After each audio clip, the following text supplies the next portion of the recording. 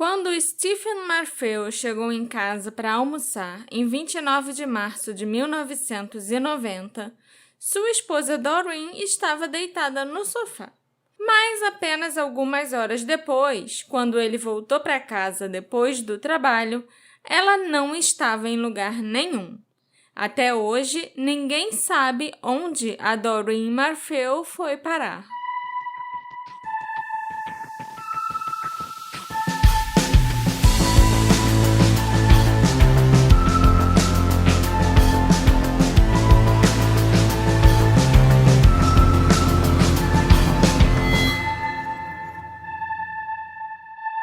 Olá, ouvintes queridos! Sejam bem-vindos a um novo episódio do Detetive do Sofá. Episódio 165, Alexandre? 166, o número Nossa. da besta, mais ou menos. Pois é. A besta somos nós. Não. Deixa eu voltar. Deixa eu refazer, tá? Tem certeza? Aham. Olá, ouvintes queridos! Sejam bem-vindos ao novo episódio do Detetive do Sofá. Eu sou a Marcela, a host desse podcast, e o caso de hoje é sobre uma mulher que desapareceu de casa. Só por eu falar isso, já podemos estabelecer um suspeito do desaparecimento dela. O seu trailerzinho ali já acendeu uns alarmes, né? Só porque ela tinha um marido, amor? Só porque ela tinha um marido, ele foi o último a vê-la, né? É. Eu não sei de nada. Vamos ver o que vem pela frente. Mas antes, Marcela, eu queria avisar a todos os nossos ouvintes, as milhares de pessoas, a multidão de gente que encheria um estádio que escuta o Detetive do Sofá, que esse podcast conta com a contribuição generosa dos nossos apoiadores. Eles mesmos, que são os craques da jogada, que são os craques da vez, que possibilitam que esse podcast continue existindo e melhorando. E aí, você ouvinte pode estar se perguntando, como eu faço para me tornar um apoiador? Você vai lá no site da Aurelo ou no aplicativo da Aurelo, você clica lá onde tem clicar, né? É bem simples, inclusive. E você viu no apoiador do Detetive do Sofá, você vai poder ouvir episódios mais cedo. E você vai poder entrar no grupinho, se você quiser entrar no grupinho. E se você se transformar num apoiador, a gente vai agradecer de coração, certo?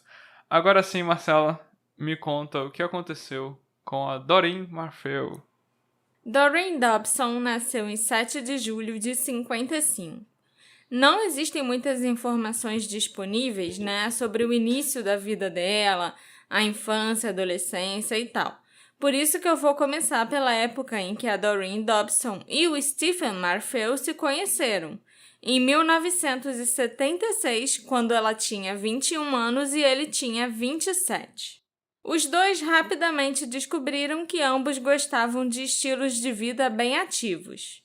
O Stephen era fisiculturista, construtor de carrocerias e gostava de passar o tempo livre personalizando a sua amada caminhonete.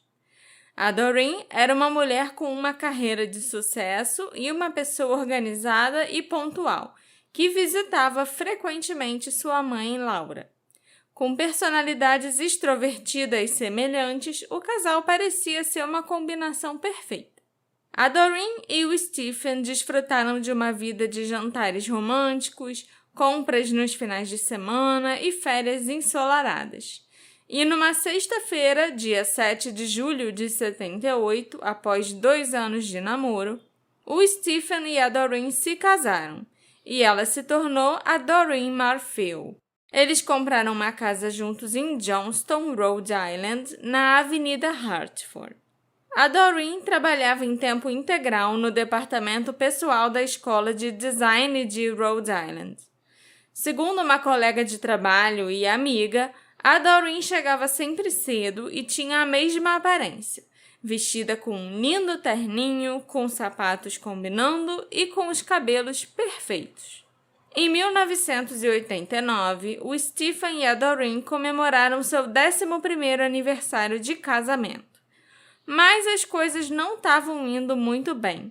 Tanto que, em maio de 89, o Stephen contratou 2 detetives particulares para começarem a seguir a Doreen, porque ele acreditava que ela estava tendo um caso. O primeiro detetive particular disse ao Stephen, depois de 6 semanas, que o Stephen estava desperdiçando o dinheiro dele, porque a esposa estava sempre onde ela dizia que estaria. Aí ele foi lá e contratou outro detetive. Uma segunda opinião. Uma segunda opinião. Esse segundo investigador ficou atrás da Doreen durante 11 meses. Esse aí já se aproveitou do Stephen para ficar ganhando dinheiro, né? À toa, já que a mulher não fazia nada de errado. E ele também não descobriu nada de errado que a Doreen pudesse estar fazendo. Em outubro de 89, em meio a essas investigações secretas que o Stephen estava conduzindo, a Doreen largou repentinamente o emprego. E isso pegou todo mundo de surpresa, porque era um ótimo trabalho. Ela era coordenadora do departamento pessoal da escola de design e era muito respeitada pelos colegas e por outros profissionais do ramo. Os seus colegas de trabalho disseram mais tarde que a Doreen tinha dito a eles que estava tendo problemas com o Stephen e precisava se concentrar em seu casamento, por isso ela estava se demitindo. Já o Stephen disse mais tarde que a Doreen mencionou um problema relacionado ao trabalho, mas manteve segredo dele. Ele também disse que a personalidade da Doreen mudou a partir daquele momento. De acordo com o Stephen, o comportamento da Doreen tornou-se cada vez mais errático, a tal ponto que ela parecia à beira de um colapso nervoso. Segundo ele, em questão de semanas, ela deixou de ser uma mulher forte e independente para se tornar muito fraca e insegura. E quando ele tentava questioná-la sobre os seus problemas, ela ficava ainda mais histérica. Ainda segundo o Stephen, a Doreen chorava e tremia e tudo o que ele podia fazer era abraçá-la. Ele lembrou que eles sempre se sentiram à vontade para conversar sobre qualquer coisa, mas em relação a esses colapsos, a Doreen não lhe contou o que estava acontecendo. Ela disse que contaria a ele em outro momento, mas nunca o fez. A Doreen também não fez nenhum esforço para conseguir um emprego novo. Depois que ela se demitiu, ela passou a praticamente não sair mais de casa. O único contato regular que a Doreen mantinha era com a sua mãe, Laura Dobson, uma mulher pequena de cabelos brancos. Em 1989, a Laura estava com 74 anos e a Doreen estava com 33. A Doreen ligava para a mãe quase todos os dias e a visitava todo sábado. Elas eram muito próximas. E num sábado, dia 24 de março de 1990, a Doreen visitou a mãe como sempre. A Laura lembrou que durante essa visita, a Doreen estava muito quieta. A Laura disse posteriormente que sabia que tinha alguma coisa errada com a filha. Quando a Doreen saiu, ela disse à mãe, até semana que vem. Mas no sábado seguinte, a Doreen não apareceu.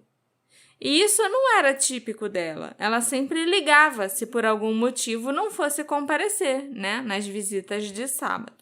Naquele mesmo dia, o Stephen ligou para a sogra pela manhã, perguntando se a Doreen estava lá, na casa da mãe. A Laura já achou que algo parecia errado na maneira como o Stephen estava falando no telefone, sabe? Como se ele tivesse... nervoso? Escondendo alguma coisa? Escondendo alguma coisa dela. O Stephen ligou novamente à tarde e admitiu para Laura que a sua filha estava desaparecida. Ele não via a Doreen desde quinta-feira ao meio-dia, 2 dias antes desse telefonema.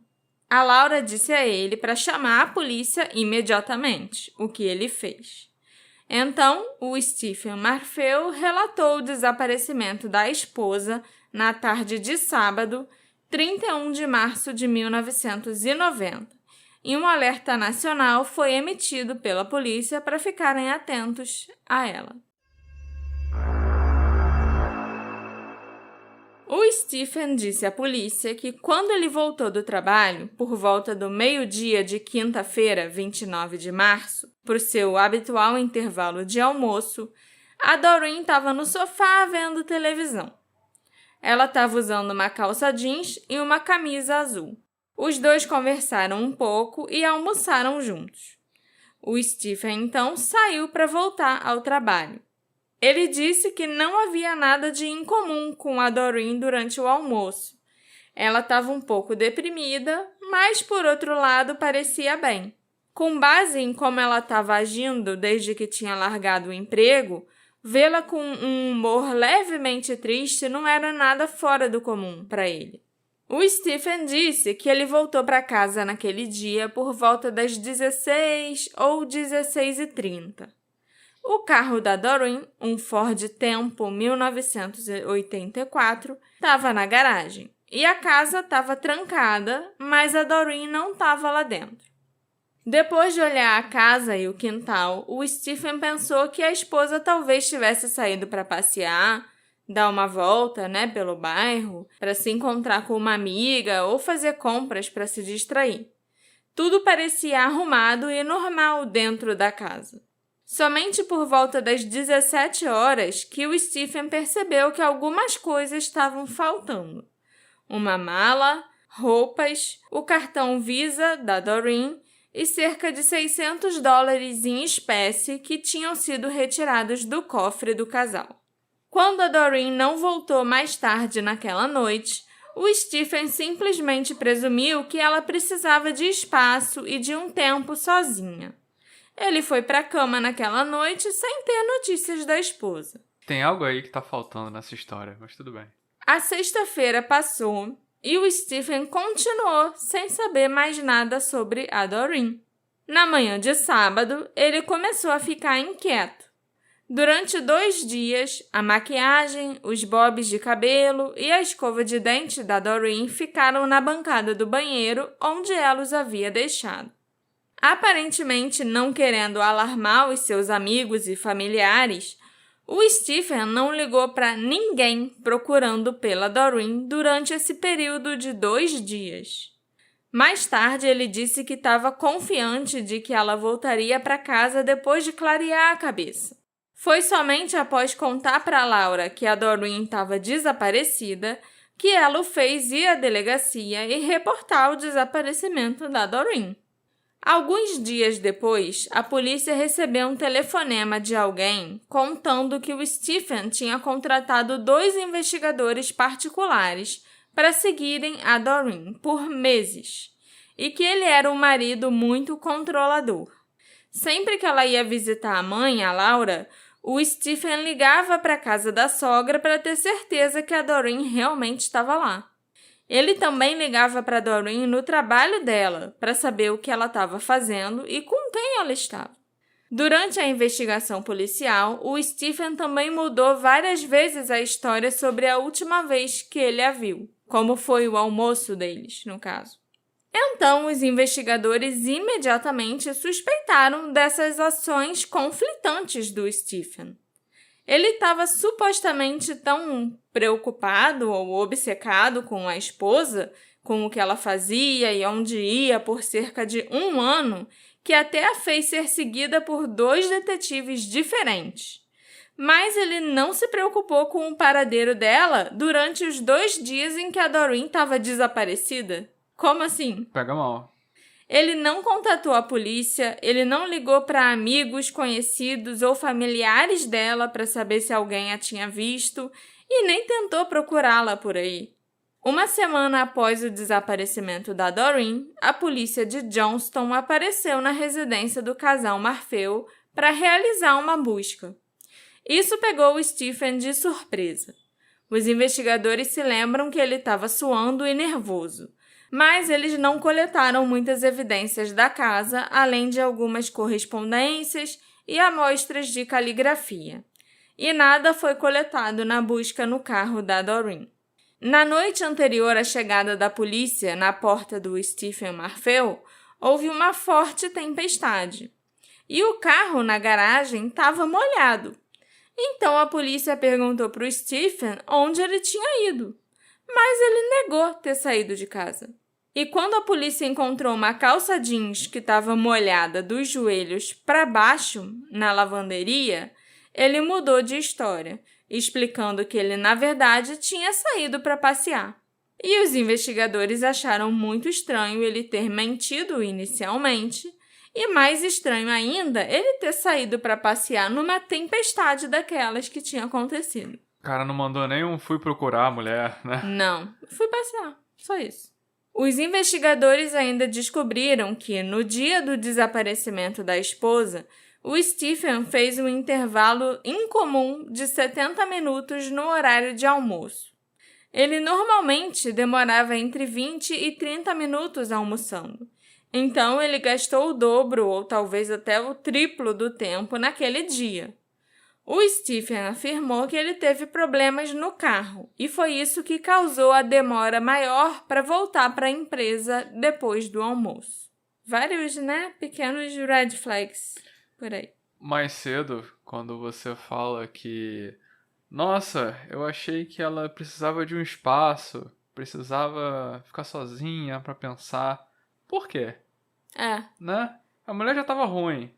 A mulher já tava esquisita. Deprimida, sei lá. Mas o que aconteceu que dessa vez ela precisava de um espaço, tal. E desde quando você dá espaço pra ela? Não, e ao mesmo tempo a descrição que o cara dá pra mulher de histérica, de nervosa, é meio que... Isso em si pra mim já... E não combina em nada com o que todas as outras pessoas falavam da Doreen. Né? Que a mãe dela contava, que os amigos, familiares falavam sobre ela. Em junho de 1990, uma carta anônima chegou ao departamento de polícia de Johnston. E uma semana depois, uma segunda carta anônima chegou. Elas foram enviadas da área de Boston e eram endereçadas aos investigadores do caso de Doreen Marfil. Ambas as cartas foram escritas numa máquina de escrever. A primeira carta afirmava conter informações sobre os supostos casos de Doreen com colegas de trabalho, listando-os todos pelo nome. Mais um. A carta começava dizendo: considerando-me um bom cristão e cidadão, sinto a obrigação moral de transmitir o meu conhecimento sobre a senhora Marfil. Embora exteriormente ela personifique classe, beleza e profissionalismo, na realidade ela nada mais é do que uma prostituta barata. Suas promoções foram alcançadas por suas proezas sexuais e não por suas habilidades de liderança. O autor desconhecido escreveu então sobre uma festa de Natal da Escola de Design de Rhode Island em 1988, a qual o Stephen Marfil aparentemente compareceu sem ser convidado. Abre aspas. Enquanto o marido dela aparecia vestido de Papai Noel de um lado do prédio, Doreen estava do outro lado com outro homem, seus lábios pressionados contra os dela apaixonadamente. Fecha aspas. Mas a polícia não encontrou nenhuma evidência de que a Doreen tivesse tendo um caso. E, além disso, os investigadores acreditavam que todas as alegações do autor da carta criticando o seu caráter eram falsas. A carta mencionava os nomes de pessoas com quem a Doreen estava supostamente envolvida. Então, os investigadores falaram com esses homens e eles ficaram muito surpresos por terem sido mencionados. Um deles era um senhor já bem idoso, e os outros já não trabalhavam com a Doreen fazia anos. A Escola de Design de Rhode Island também afirmou que não estava ciente de nenhum problema que tivesse acontecido com a Doreen durante seu tempo lá. E todos os colegas de trabalho dela disseram que um caso, ainda mais com um colega de trabalho, não condizia com o seu caráter. E ninguém acreditava que ela estava tendo um caso. Mas, de acordo com a irmã da Doreen, chamada Lorna, ela já tinha considerado deixar o Stephen por outro homem. Isso ocorreu 10 anos antes do desaparecimento. Segundo a Lorna, a Doreen estava tendo um caso e o homem queria que ela deixasse o Stephen e fugisse com ele. Aparentemente, a Doreen ficou meio mexida e estava muito confusa sobre o que ela devia fazer. Então ela procurou a Lorna e o marido da Lorna para conversar sobre isso. E eles a aconselharam a ficar com o Stephen. E foi o que a Doreen fez. Agora, se depois, desse caso que ela teve 10 anos antes, ela realmente teve um caso com outra pessoa, ninguém sabe. Mas eu acho bem difícil, porque a polícia investigou bastante por causa dessas cartas anônimas. Já a segunda carta anônima que a polícia recebeu era assustadora e descrevia o destino de Doreen no dia em que ela desapareceu. A carta dizia: em relação a Doreen Marfeu, pessoa desaparecida, Stephen Marfeu deixou seu local de trabalho e foi para casa almoçar com a esposa. Não houve almoço. Doreen estava dormindo no sofá da sala. Stephen ficou com calor sob o colarinho. Ele foi até o sofá e estrangulou Doreen. Stephen agiu rápido. Enfiou os sapatos e a bolsa de Doreen em uma sacola de compras e amarrou-a na cintura da esposa. Ele envolveu o corpo em um cobertor e amarrou-o com corda de varal. Stephen entrou em seu carro e cruzou a fronteira de Providence. Ele andou 3 quilômetros em uma estrada estreita de terra. Ele parou e depositou o corpo da esposa nos juncos de um lago. Stephen voltou ao trabalho. Uma desculpa de pneu furado foi oferecida para a hora prolongada do almoço. Stephen chegou em casa às 16 horas. Ele ligou para a polícia e relatou o desaparecimento da esposa. Stephen Marfeu é altamente qualificado na arte do engano e da falsidade. Ele pode fazer uma mentira soar como verdade. Essa carta ficou com a impressão que foi as duas da mesma pessoa? Eu vou chegar lá. Ok. Quando a polícia recebeu essas cartas, eles acharam que o Stephen poderia ter sido o autor com base em algumas das informações contidas nelas. Eles acreditavam que ele era o único que saberia tantos detalhes que foram mencionados. Porque eu não li as cartas na íntegra, as cartas nunca foram divulgadas na íntegra. Uhum. Eu li os trechos que foram divulgados de cada uma, entendeu? A impressão que eu fiquei era que o marido era o da primeira, agora o da segunda eu fico na dúvida. Os investigadores, então, enviaram as cartas para um especialista em psicolinguística, o Dr. Murray Myron, da Universidade de Syracuse. Eles queriam a opinião dele sobre quem poderia ter sido o autor. O especialista afirmou que o autor era alguém que conhecia Doreen muito bem, alguém próximo da família Marfeu. Ele também disse que acreditava que as cartas foram elaboradas para enganar as autoridades. Em seu relatório, o Dr. Myron apontou o dedo diretamente para o Stephen. Ele concluiu que Stephen Marfeu provavelmente escreveu as duas cartas e era um suspeito lógico do assassinato da sua esposa. Eventualmente, a polícia receberia mais 4 cartas, 2 das quais foram digitadas em máquinas de escrever e 2 que tinham sido escritas à mão. Sobre essas 4 outras cartas, a gente não sabe nenhum detalhe, porque nada foi divulgado além do fato da polícia ter recebido as cartas. A polícia confiscou uma série de máquinas de escrever às quais Stephen poderia ter tido acesso, para ver se alguma delas poderia ter produzido as cartas digitadas. Eles enviaram as máquinas e as cartas para a Divisão de Investigação dos Correios dos Estados Unidos para fazer comparações. Em julho de 1991, a polícia anunciou que conseguiu uma correspondência. As 2 primeiras cartas recebidas pela polícia de Johnston, aquela que difamava a Doreen e a outra que falava o que o Stephen fez com ela, tinham sido produzidas por uma máquina de escrever encontrada na casa da mãe do Stephen. Os investigadores observaram que a correspondência estabeleceu uma ligação entre o documento, o instrumento, no caso a máquina, e um suspeito. Eles sentiram que era semelhante a uma impressão digital em termos de identificação. O capitão O'Donnell, da polícia de Johnston, deu a seguinte declaração: ligar a máquina de escrever as cartas foi um avanço significativo, porque reforçou as nossas suspeitas sobre a pessoa de interesse.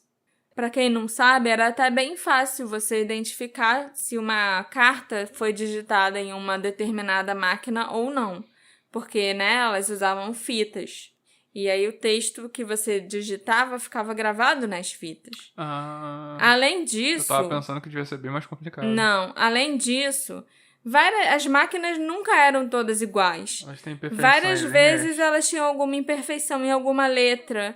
Tipo, um T que o tracinho ficava mais curto, uma letra E que ficava um pouquinho borrada, sabe? Sempre tinha alguma imperfeição assim, que aí você olhava a tecla, né? Ou o que você digitasse ali e comparava com outro documento, você via, sim, foi feita nessa máquina daqui por causa dessa letra que tá borrada, por exemplo. Entendeu? Sim, sim. Eu não sei qual dos dois métodos, ou até se foram os dois métodos, que ajudaram o Departamento de Investigação dos Correios a determinar que as duas cartas vieram da máquina da mãe do Stephen. Talvez tenha sido um ou outro, pode ter sido os dois, mas fato é que elas vieram daquela máquina. O Stephen foi questionado pela polícia a respeito das cartas, mas ele negou ter escrito qualquer uma delas. Depois disso, ele contratou um advogado e parou de cooperar com a polícia. Já tinham se passado 3 anos e 3 meses desde o desaparecimento da Doreen Marfell, quando o programa de TV Unsolved Mysteries divulgou o caso. Eu devia fazer um bingo quando mencionou Unsolved Mysteries. Não, sabe por quê? Foram 17 anos que o programa ficou no ar. E todo episódio contava uns 5 casos, mais 5 histórias diferentes. Então, sim, tudo que você pesquisar, provavelmente um dia já passou no Unsolved Mysteries, sabe? Em 17 de novembro de 93, o episódio sobre a Doreen foi ao ar. O Stephen teve bastante destaque no segmento de 16 minutos, falando com clareza e confiança e parecendo até um pouco arrogante. O detetive Nardolillo, representando a polícia de Johnston, assumiu uma posição firme, dizendo: "Não tenho dúvidas de que Stephen é o responsável pelo desaparecimento da sua esposa." Já a irmã da Doreen, a Lorna, que também participou do programa, disse com convicção que ela não acreditava que o Stephen era o culpado porque simplesmente não havia provas.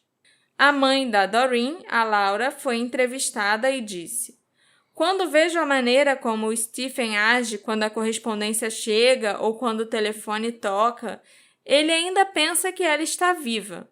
Mas a Laura não chegou a descartá-lo como o autor do crime, na entrevista do episódio, dizendo que havia a possibilidade, sim, dele ser o responsável. Durante o episódio, o Stephen se emocionou e ainda ofereceu uma recompensa de $5.000 por informações sobre o paradeiro da esposa. Mas quando ele abordou as contínuas suspeitas da polícia sobre ele, ele disse: "Estou ficando muito cansado das acusações e das insinuações."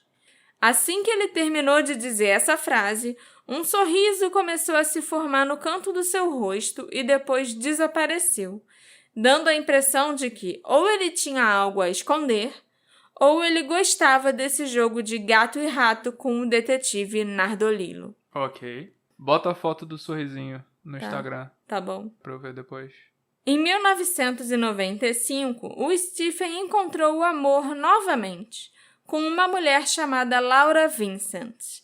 Mas, após 4 anos de um romance cheio de idas e vindas, o Stephen rompeu pela última vez com a Laura, e ela começou a namorar um homem chamado Sal Puleo pouco tempo depois. A mãe do Stephen, a Angelina, lembra-se dele falando sobre querer dar um soco no Sal.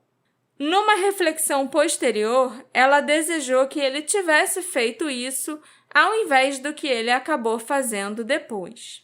Na noite de sexta-feira, 30 de julho de 99, o Stephen executou um plano brutal. Ele assassinou a Laura, tentou matar o Sal e depois tirou a própria vida. Eita! Não esperava. Ainda estava escuro nas primeiras horas da manhã de sábado, 31 de julho de 99. Era madrugada, por volta de 3 ou 4 da manhã, quando um policial estadual notou um carro esportivo estacionado num local incomum em uma área remota na floresta, cerca de 40 minutos a noroeste de Hartford, em Connecticut. Ele ligou para despachar a placa e a descrição do carro, e responderam pelo rádio que o proprietário registrado do veículo era Stephen Marfil, um homem branco de cerca de 50 anos que estava sendo procurado por homicídio. O Stephen deveria ser considerado armado e perigoso. Ele havia atirado em 2 pessoas em Rhode Island poucas horas antes e fugiu do local. O carro estava a cerca de 2 horas do local do crime. O policial pediu reforços, mas não aguardou. Ele saiu do seu veículo de patrulha e se aproximou do carro do suspeito. Ele viu algum movimento e gritou algumas ordens, mas era tarde demais. Um tiro soou. O policial encontrou o Stephen caído com um ferimento de bala auto-infligido na cabeça. Os paramédicos chegaram e trabalharam em vão para tentar salvar sua vida. Mas quando o sol estava nascendo, às 6 horas da manhã, o Stephen morreu no hospital de Hartford. Parecia que a decisão de tirar a própria vida havia sido planejada com bastante antecedência, porque o Stephen tinha deixado um testamento dentro do veículo e instruções escritas para os preparativos do seu funeral. Ele também escreveu uma carta explicando a sua decisão de tirar a própria vida e o quanto sentia pelas pessoas que magoou. Nessa época, o Stephen estava morando com a mãe dele, em Johnston. A Angelina, a mãe do Stephen, lembrou que o seu filho ficava em casa mais do que o normal, porque ele não estava namorando mais ninguém.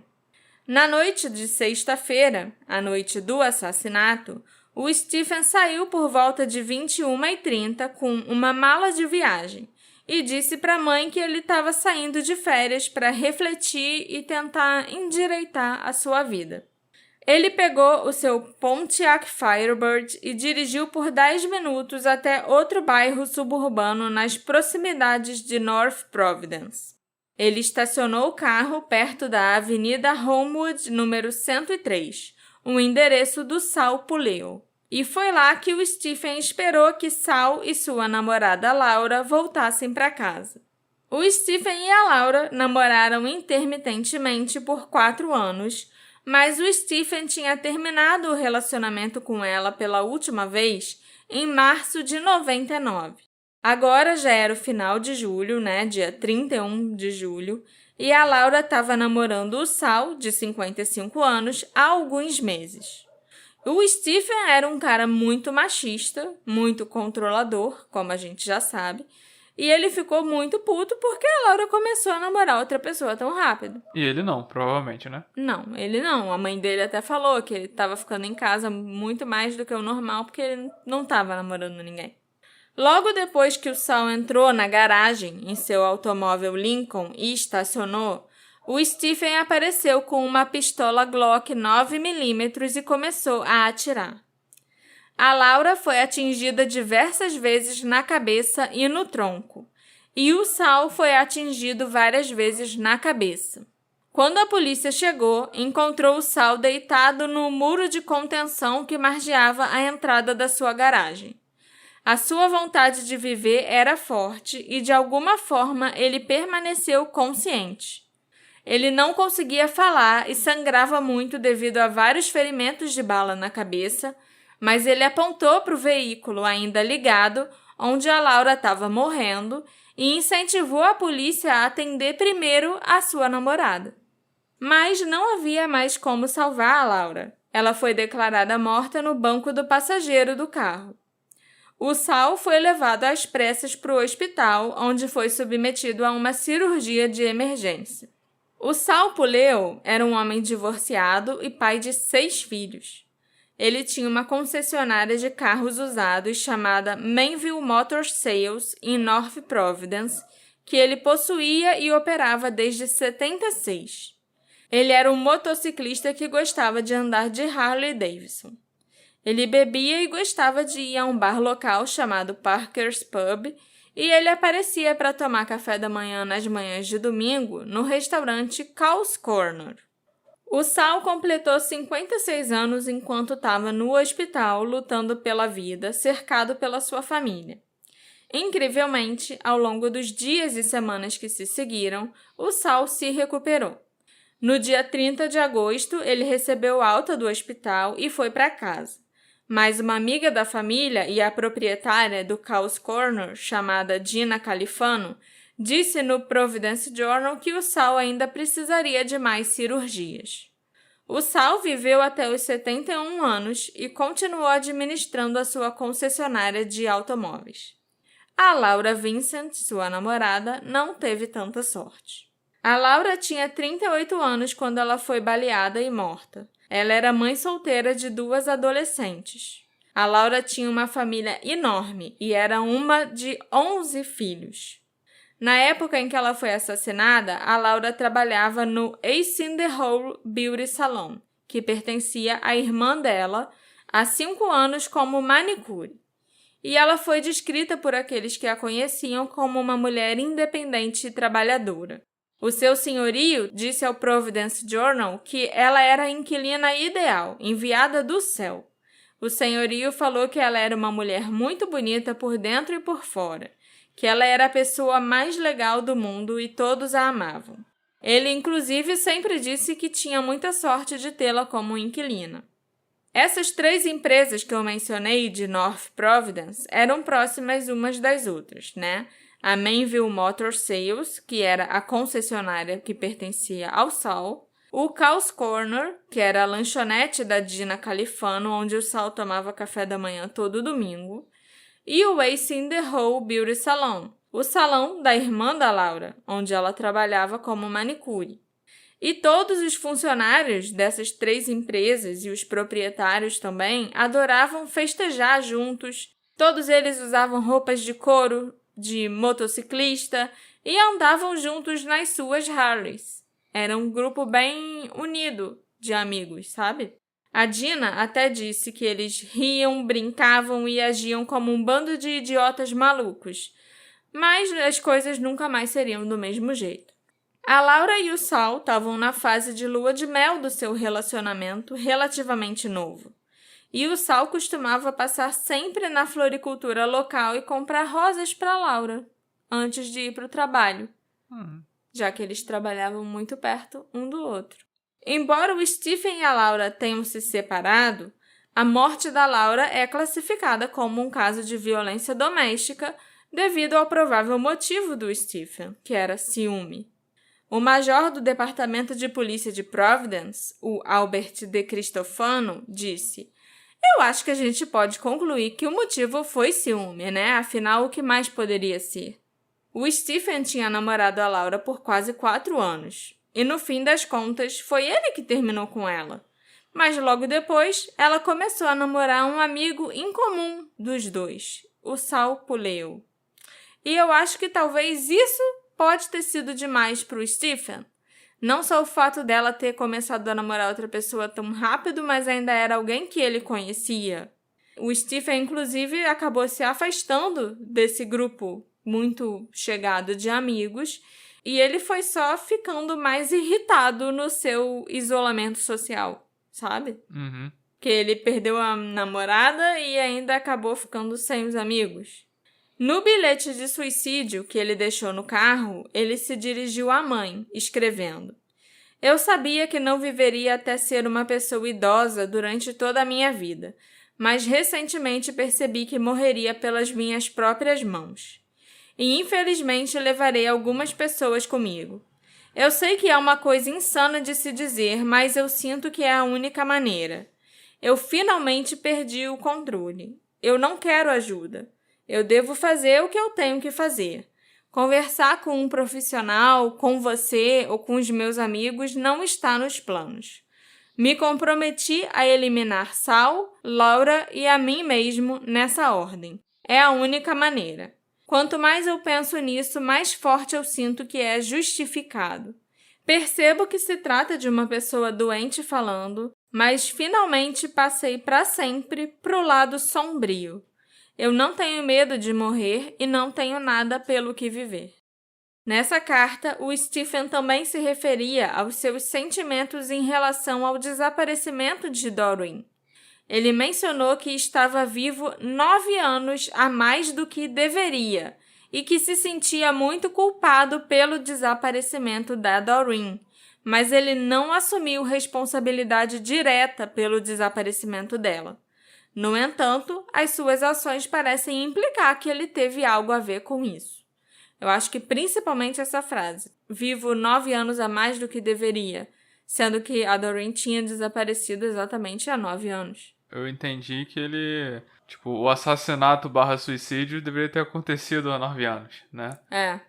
Ou pelo menos o assassinato aconteceu há 9 anos, mas o suicídio não. Por isso que ele estava vivo por 9 anos a mais. É isso que eu quis dizer, sim. O assassinato e suicídio não deveria ser com essa namorada, deveria ter sido com a minha esposa lá atrás. Sim. Entendeu? Exatamente. Para a polícia, o desaparecimento da Doreen Marfell foi um caso aberto e encerrado. Todos sabem que o Stephen Marfell foi o autor do crime e que ele nunca seria julgado pelos seus atos. Para o detetive John Nardolillo, o Stephen sempre foi culpado. Acredito que a Doreen Marfell encontrou seu destino durante a pausa para o almoço, disse Nardolillo. Ele acredita que ela decidiu deixar o marido e quando ele foi para casa almoçar, ela contou a ele. O Nardolillo acha que o Stephen explodiu e disse que ela não ia deixá-lo e não iria a lugar nenhum.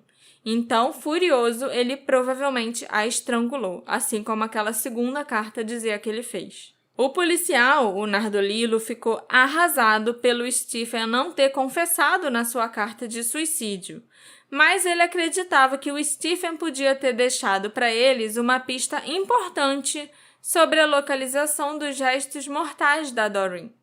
O Stephen não tinha ligações com a zona rural de Barkhamsted, em Connecticut, pelo que os investigadores sabiam.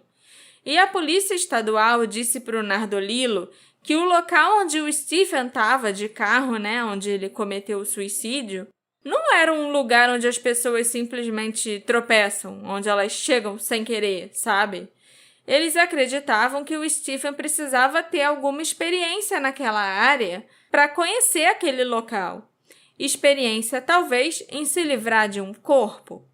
O detetive Nardolillo disse que ele estava muito interessado no local onde o Stephen tirou a própria vida. Na terça-feira, 3 de agosto, apenas 4 dias após o incidente, a polícia realizou uma busca de 3 horas com cães farejadores perto da represa Saville em Barkhamsted, no Connecticut, onde o Stephen morreu. Embora nada tenha sido localizado durante essa primeira busca, a polícia não desanimou, e um porta-voz da Polícia Estadual de Connecticut disse que a área seria revistada novamente nas próximas semanas. 2 dias depois, na quinta-feira, 5 de agosto, a polícia revistou a casa na Hartford Avenue, em Johnston, onde o Stephen morou com a esposa Doreen. A polícia usou maquinário pesado para retirar um galpão da propriedade e o manteve suspenso com blocos de concreto enquanto revistava a parte de baixo, a terra embaixo desse galpão.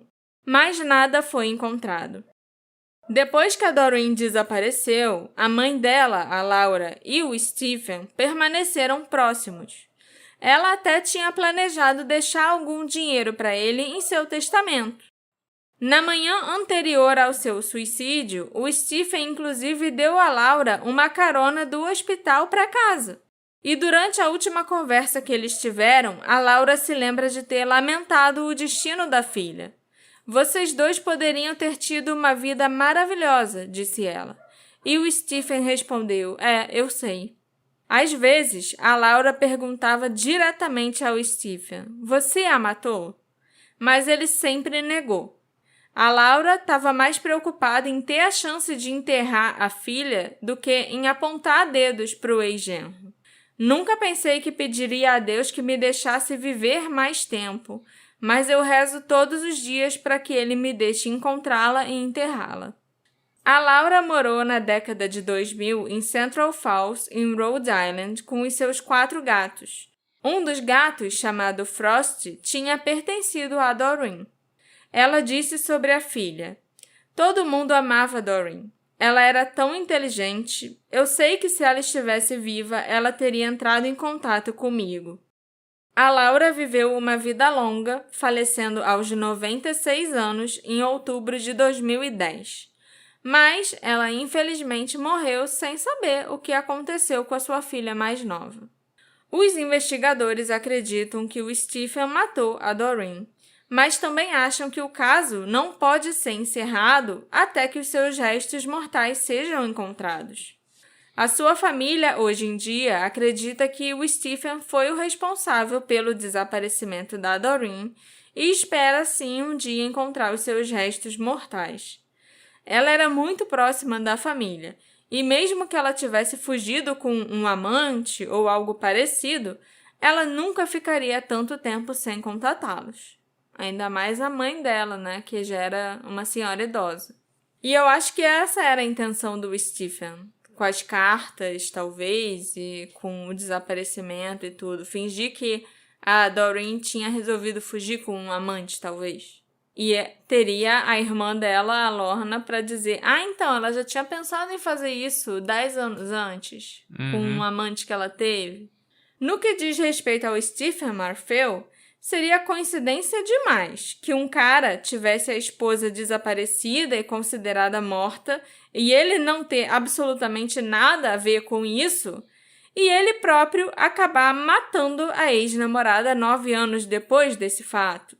Na minha opinião, existem 2 tipos de formas que uma pessoa culpada age quando ela está envolvida num caso de pessoa desaparecida ou um assassinato sem solução.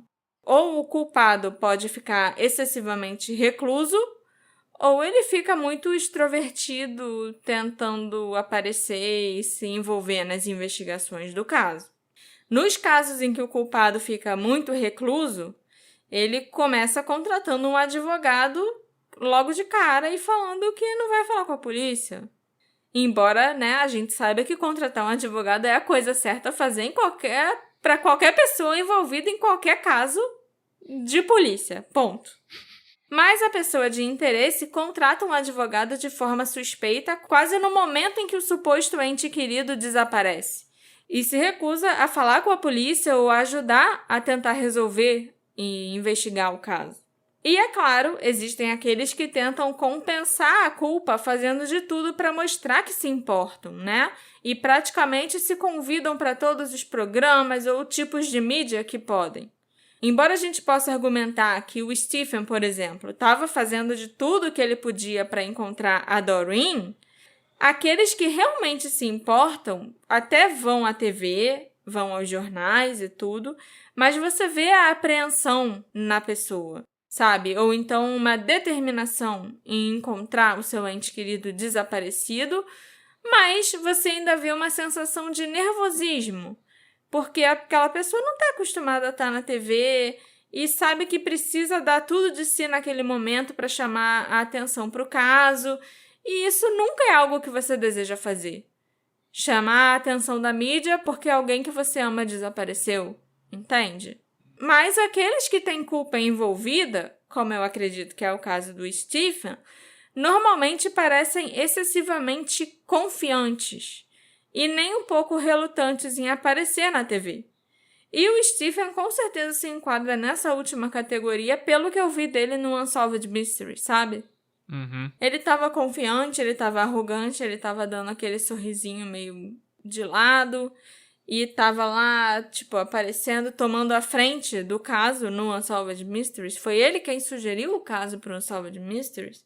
Olha só, minha esposa desapareceu, eu tô aqui oferecendo uma recompensa de $5.000 por quem souber dela. Muito importante controlar a narrativa. Sim. Não deixar outra pessoa contar a história. E, ao mesmo tempo, se manter a par do que está acontecendo nas investigações, se manter a par do que o público, da imagem dele. Da imagem dele e do que as pessoas vão falar se ligarem para o programa dando pistas Ou se ninguém vai ligar, sabe? Ele queria estar à frente de tudo mesmo. A irmã e a mãe da Doreen defenderam o Stephen até os eventos de 1999 acontecerem. Então, ele pode ter sentido culpa por ter recebido apoio delas ao longo do restante da vida dele. Ele também parecia bastante reservado e zangado quando ele discutiu a investigação policial no programa, no Unsolved Mysteries. Provavelmente, os investigadores o perseguiram até o dia em que ele se matou, querendo saber o que aconteceu com a Doreen. E ele não queria que os investigadores tivessem uma vitória no final. De jeito nenhum, mesmo na morte, o Stephen daria a alguém a satisfação de uma confissão, especialmente ao detetive que estava perseguindo ele abertamente, o Nardolilo. E, nem mesmo na morte, eu creio que ele queria destruir a crença que a sogra e a cunhada tinham na inocência dele. O Stephen levou esse segredo com ele para o túmulo, e provavelmente ninguém nunca encontrará os restos mortais da Doreen. Eu tô surpreso como isso não me surpreendeu. Como assim? É porque aquilo, o seu trailerzinho, né, sua introdução, ela já ativou uns red flags, assim, do marido pra mim. E ao longo do episódio... Mas eu só falei no trailer que... Tinha um marido. Tinha marido e a mulher desapareceu. Mas é fácil de você... Entendeu? Eu esperava... ter minha expectativa subvertida. Vai que realmente alguma coisa aconteceu e não. Era só o... Muito provavelmente ele matou mesmo. Tem toda a pinta que matou. Sim, tanto que depois ele matou de novo. O que eu tenho pra acrescentar é... A gente sempre fala mal da polícia, porque a polícia sempre faz um trabalho porco, etc, etc. Mas não é engraçado comparar quando a polícia acha que tem um trabalho fácil pra fazer... como eles vão em cima. Porque assim, ficou muito claro que o marido tinha algo a ver com isso. Os investigadores viram isso. Não parece nem ser um daqueles casos em que, eu acho que é o marido e não, a polícia perdeu tempo. Não, realmente parece que foi o marido. Então, isso deve acender um alerta de que, caraca, esse caso deve ser muito fácil. Vamos mover mundos e fundos pra resolver isso aí, porque vai ser uma vitória pra gente. A gente vai resolver isso aí. Mas não dá essa impressão de que quando a polícia vê que esse caso vai ser fácil, aí eles aplicam... Quando você falou que eles pegaram todas as máquinas de escrever pra ver se a máquina... Eu fiquei, nossa, que esforço, né? Que a gente não tá acostumado a ver aqui. Mas eu penso, caraca, isso sem entrar naquele mérito, mulher branca, blá, blá, blá. Você vê como era fácil, porque tava na cara que era o marido. Eu acredito que eles acreditavam que a qualquer momento iam tropeçar numa prova que condenasse o marido. Mas não rolou. Mas você vê que eles não mediram esforços. Sim, com certeza. Mas eu acho que é porque eles identificaram inicialmente como um caso mole de violência doméstica. Se fosse algo muito mais complexo, do tipo, não tem marido na história, a mulher sumiu nas mesmas circunstâncias, não tem marido, não tem namorado, não tem ninguém, ia ser aquele caso de, não sei o que, vamos demorar pra procurar, vamos não sei o que lá, blá, blá, entendeu? Sim, você tem razão. Mas é só isso. Eu sempre gosto de achar um motivo pra criticar e eu vou continuar fazendo isso. Esse episódio foi feito graças à contribuição da nossa querida apoiadora Jane Moraes. Muito obrigada, Jane, por me proporcionar a possibilidade de fazer um episódio sobre esse caso que, apesar de ser meio óbvio, né, o que aconteceu com a Doreen e quem foi o responsável, é muito importante, porque a gente consegue discutir melhor sobre violência doméstica e outros assuntos que são tão relevantes, né? Até hoje. Isso aconteceu em 1990. E as mulheres continuam sendo mortas aí pelos seus maridos à torto e à direito. Então, eu acho que foi um caso bem importante da gente abordar aqui, né? Não só as mulheres, como as ex-mulheres também, que foi o caso da Laura Vincent. Então, muito obrigada, Jane, pelo seu apoio, pela sua contribuição. E se você também quiser se tornar um apoiador do Detetive do Sofá, como o Alexandre já disse lá no início do episódio, é só vocês acessarem o Orelo. O que vocês acham que aconteceu com a Doreen Marfell? Será que realmente é tão óbvio assim? Foi o Stephen que a matou e anos depois ele cometeu um crime similar e tirou a própria vida? Ou será que a gente está muito longe da resposta, né? Mirando só no Stephen, porque eu acho que esse foi um dos poucos episódios em que a gente só tinha um suspeito e que a gente só falou sobre esse suspeito e apontou o dedo para ele. Mas será que a gente pode estar muito longe da verdade sobre o que aconteceu com a Doreen? Me encontra nas nossas redes sociais, @detetive do sofá, e me diz qual a sua teoria e o que você achou desse caso, desse episódio sobre a Doreen Marfil. A gente se encontra na próxima investigação. Tchau, tchau. Tchau, tchau. Olha como fluiu dessa vez, de improviso.